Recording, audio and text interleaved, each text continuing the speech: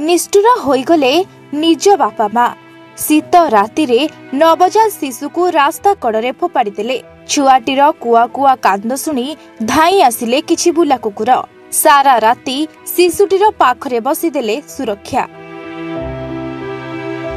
केमितिका बापा माँ। अलोड़ा हेला नवजात शिशु।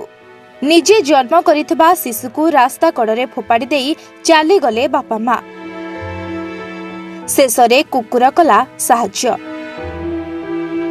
शीत राति रे राति सारा रास्ता कड़े कांदुथिला शिशुटी। हेले केही ता डाक शुणिले नाही। शेषरे किछि बुला कुकुर देवता साजी शिशु पाखकु आसी उद्धार कले। दर्शक बंधु, एभली एक घटना पश्चिम बंगर नादिया जिल्लारू सामनाकु आसिछि, जेउठारे केही जणे कंबଳରେ गुड़ाई होइतबा एक नवजात शिशु को रास्ता उपरे फिंगी देई चली जाइथिला।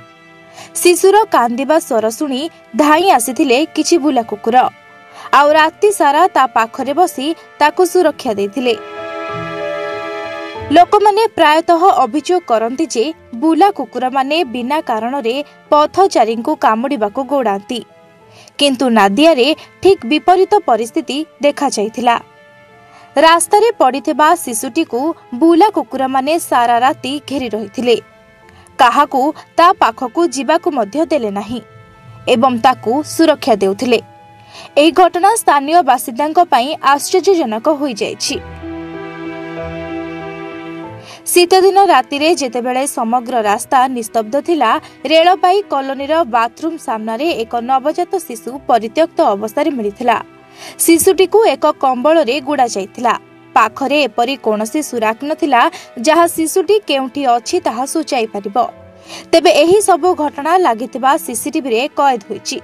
सकाळ हेबा परे शिशुटी को पुलिस को द्वारा उद्धार करा जाइछि एवं पुलिस तदंत जारी रखिछि। तेबे मनीष जेउठी मनीष पई चिंता कलानी, सेठी गोटिए पशु नवजात शिशुर एपरी साहाय्य करी सुरक्षा देबा एबे चर्चार विषय हेउछि। एही घटना परे सेठारे किछि लोक सेही बुला कुकुर माननकु किछि खाइबाकु मध्य देइछंती। शिशुटी किछि घंटा पूर्वरु जन्म होइतिबा कुहा जाउछि। शिशुटी सारा राति रास्ता रे कांदुथिला, हेले से बुला कुकुर माननक द्वारा सुरक्षित थिला। ब्यूरो रिपोर्ट, ओडिशा संवाद।